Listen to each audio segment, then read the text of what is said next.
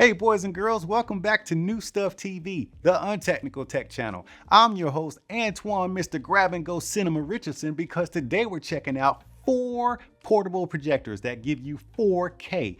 Yeah, so when it comes to portable projectors, right, most of them are gonna give you only up to 1080p. Okay, now this is a big deal because we're talking about 4K here, and that means you're gonna have to step up above $1,000 in that price bracket, man. You got to spend a little bread because now you're getting 4K, and some of these projectors are gonna give you laser. Now there's lots on the market, but I've got 4 of them here that I want to talk about, and I want to see if I can help you pick out which one will be right for you. Now this is not gonna be a like a best projector of all kind of thing. It's just 4 projectors that I have here, and I want to help you figure out like how to choose the best projector for your use case scenario. We're going to be talking about the Nebula Cosmos Laser 4K, the LG CineBeam PU700R, the BenQ GP500, and the new kid on the block, the Hisense C1 laser projector.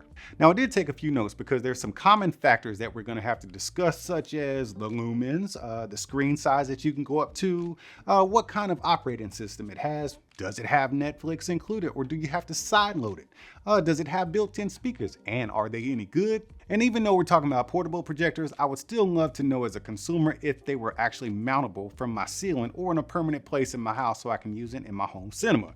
We're going to start out with the Nebula Cosmos Laser 4K, and I will tell you that yes, it is mountable, but it only has this 1/4 inch inlet right here. You don't have the little 4 screws where you can actually get a bracket and mount it from your ceiling. So you're going to have to figure something out with a kind of a tripod mount kind of thing. So yeah, you can mount it sitting straight up like this because this is actually how they want you to use it. It's got a grab handle on it, man. That makes it super portable.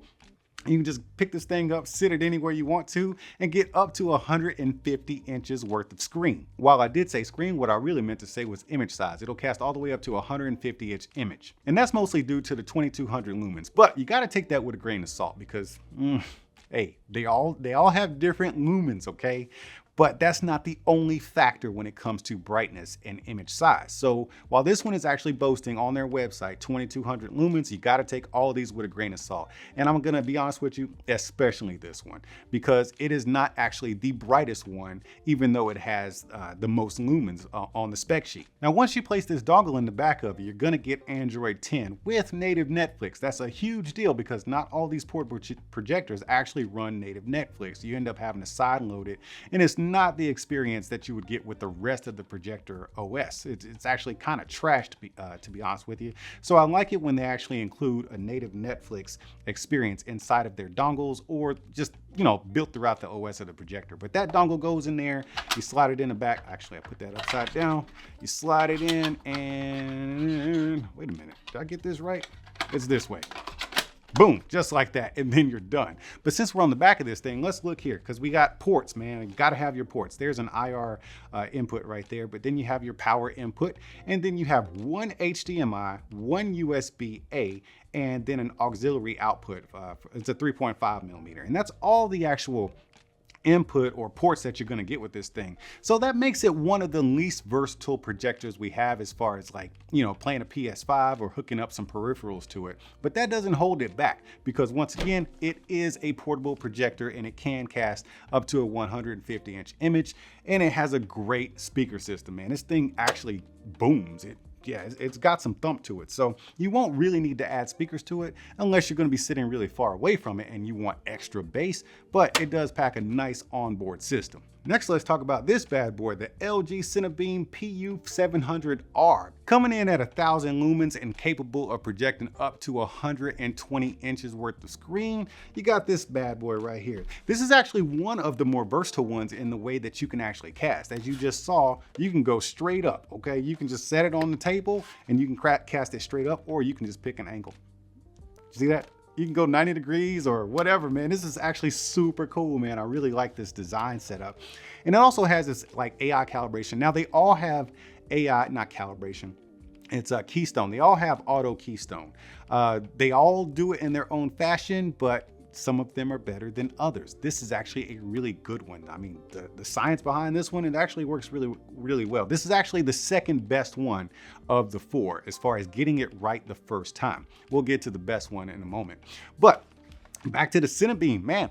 4K worth of goodness coming out here at 120 inches. Unfortunately, if you really like this enough to add it to a permanent setup, I don't really see a way of mounting this thing permanently, like from a ceiling or anything like that. This is mainly for tabletop projection. So you just sit it on a stand or a tabletop and there you go, because they don't have any screw holes in here or anything. And I didn't see on their website where they had like a bracket or anything. Samsung actually has like a bracket or something that you put onto this to where you can actually mount it.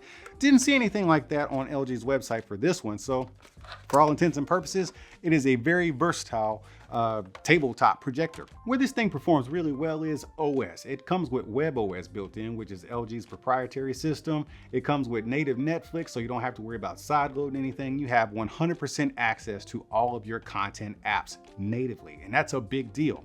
And when I talk about OS, it's got a really smooth OS. Straight up, man, I'm a big OS guy when it comes to these smart projectors. All of them are smart, but some of them are smarter than the others, because with the LG projector and WebOS, it runs smooth. It's actually just kind of built for it, you know what I'm saying? But Android TV, it's a third party, man. It's open source, all that good stuff, even though WebOS is kind of like that too. But with Android TV, on all the Android TV projectors I've ever used, including the BenQ GP500 and the Nebula Cosmos Laser 4K that you're seeing here today, Android OS is not that great because it's just laggy and buggy. It crashes a lot and stuff like that. You'll eventually get to watch your content, but if you want real smoothness, you definitely need to take a look at the LG CineBeam right here, because WebOS is running smooth on this puppy. As far as speakers go, I'll be straight up with you, man. These are actually pretty crappy. They're the worst here of the bunch, okay? So definitely have your own Bluetooth speaker or something ready to work with this thing, because yeah, your speakers that are on board, not even worth mentioning, man.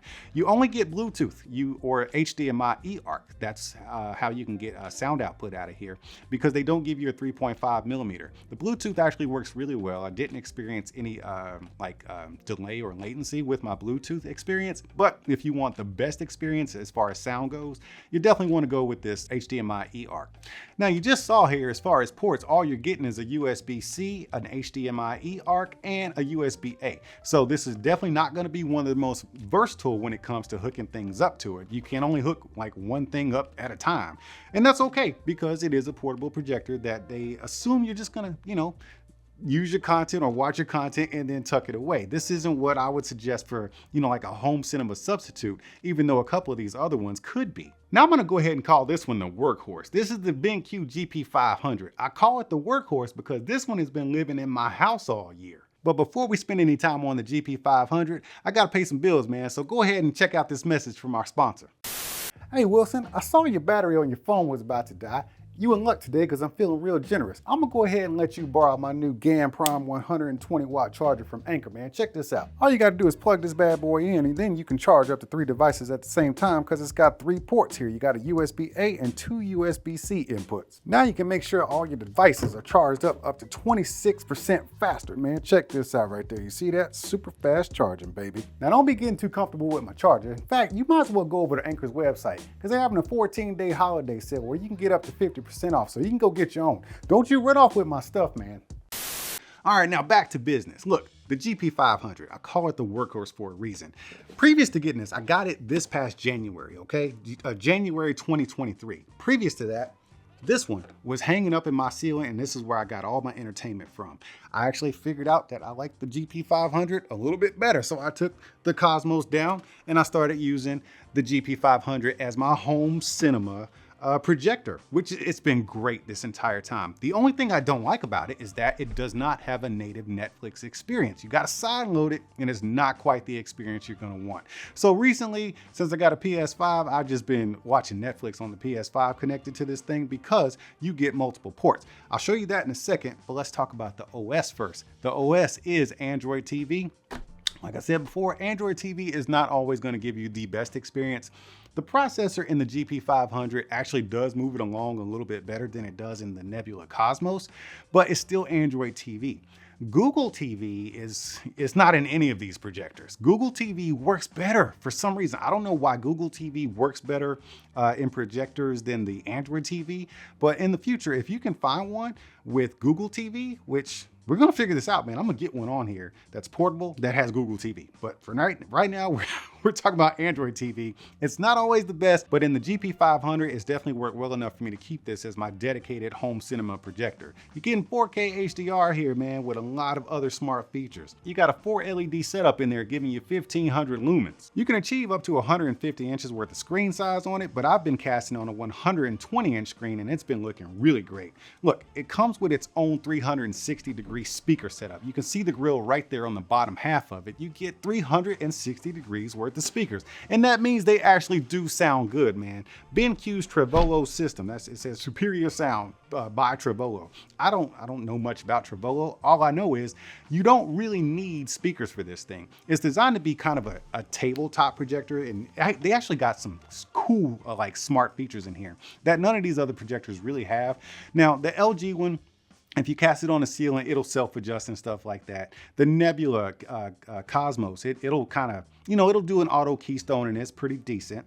And the Hisense, we'll talk about the Hisense is almost in a class of its own. But the BenQ GP500, you can just set it on an end table in the corner of the room, and then you can go to corner fit. It's a feature in there. It's corner fit, and it will actually allow you to adjust the alignment of the screens from angles. Like none of these other projectors will really allow you to do that. That's why this one is probably going to be one of the more versatile as far as setup. Now, while it is designed to be a portable tabletop projector, it does have these built in. These are screw inlets, so you can just get yourself a projector bracket and hang it from your ceiling. And that's how I've been able to use this as my dedicated home theater projector. But another reason I've been able to use this as my home theater dedicated projector is because of all these ports. I love my ports, bro. Gotta have some versatility here, and this is actually one of the best two in this bunch as far as versatility when it comes to connectivity. You got your audio out, which is 3.5 millimeter, and then you got your I always want to call this SPIDIF, but it's optical cable, okay? You got your optical right there. HDMI 2 with audio return, HDMI 1, a 2 amp USB-A, and a 1 amp USB-A. This means you can have your setup like I had mine. I have the thing mounted on my ceiling with an HDMI running into the back of my soundbar. My soundbar has the audio return as well, and then I have one going directly from the back of the projector into the PS5. So now I have Android TV when I turn on my projector, and then if I go to the HDMI, it's a PS5. So yeah, you can hook up everything to this thing. But now it's time to get to the Hisense C1. This one is actually the king in my opinion because it gives you so much. Bruh, 1600 lumens casting out of this triple laser setup right here, and that allows you to get up to a 300-inch screen size. Now look, take that with a grain of salt, man, because once you start getting up to 300 inches on a screen, you do lose some quality, man. So yeah, I would keep it like 150 and below, man.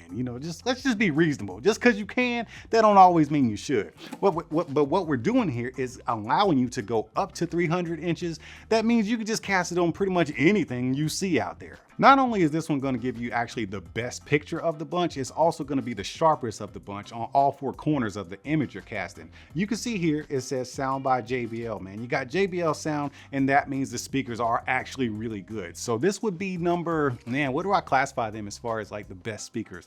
I would say the BenQ is best in the speakers. This would be number 2, and then the Nebula would be number 3, and of course the LG is just hot garbage as far as speakers go. But now let's go into OS, because this one is different, man. It has Hisense's Vita OS. I don't know what that means. It's actually, I don't know if it's an acronym or what, but I actually really like it. And this is the best OS and the fastest moving OS right up there, or actually it just surpasses the LG Web OS as far as like the fluidity, snappiness, and everything. This thing just functions. You hit the button on the remote and things happen. You don't have any delay, any lag, and it's very intuitive. And you can probably gather this from looking at those dedicated buttons on the remote that Netflix is actually built in. And when it comes to versatility, this one is actually number 1 because it slightly edges out the BenQ GP500 due to this right here. That's the LAN input. Yes, you can actually plug in your LAN cable and get dedicated internet. And you don't have to rely on your Wi-Fi, whether it's going to be good that day or not. You can just plug in right there and have it hardwired. But as far as versatility goes, you got your optical input right there. You got your 3.5, you got your, how many amps is that? That looks like USB 2.0 right there. Then you got an HDMI 2 eARC, and then HDMI eMarks, not HDMI 2. It's HDMI eARC, okay? And then you got your regular HDMI, and then a USB 3.0. So what I'm kind of telling you right now is that not only is the Hisense C1 the better projector of the bunch, now I've used them all, okay? I've used the Nebula in my house as my dedicated home theater projector. I have not used the LG, but I have used the GP500 for almost a year.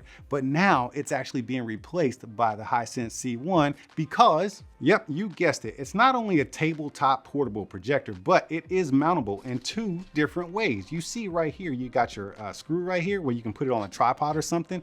But if you take these little rubber feet off, if I can get that done real quick, you can see it has these little holes right here. So you can actually mount your projector bracket onto this and just hang it upside down and keep it moving with your entertainment all night long, baby. Oh, I almost forgot to tell you guys about the ease of setup with the C1. This one's also the most accurate when it comes to auto keystone and auto screen framing. At the end of the day, the Hisense C1 is actually my personal top pick in the bunch that I'm showing you today. And as soon as I get home, it will be replacing the GP500 because of a few reasons. One, that laser, baby. That 1600 lumen laser projection that's coming out of here, the color accuracy is spot on. It's nice and bright. And the OS, okay? The OS, it's actually the best of the four that I have here. It's the most fluid. It's the most reactive and responsive. It's just a great OS. All the apps built in, and you can download them from their Vita store. I got to figure out what this Vita stuff is, man. It's like they just came up with their own OS and it just works like that. It's that good. But I've given you 4 really great options of projectors to choose from. But it's really going to come down to a few questions you'll need to ask yourself. One is the cost, okay? They're all over $1,000, but some are pricier than the others. So you'll have to figure that one out for yourself. Number 2 is versatility. Did you really just want a portable projector? Because this one just has a handle, okay? Some of them are dedicated portable projectors or tabletop projectors. Or do you want to double up and have it not only portable, but also mounted on a ceiling or in your house as a permanent fixture for your home theater? Some really have that capability and they have more ports. So do you need the ports, you know, for hooking up a PlayStation or Xbox or, you know, other stuff for your content? Because, you know, there's a mixture here that we got to decide from. Either way, I'm not an expert in this kind of stuff, but what I do know is I just laid it all out for you. So it's up to you to pick. But what I do know is I'm taking that C1 home right now and I'm gonna go Netflix and chill. So y'all keep being good to each other and I'll see you when I see you.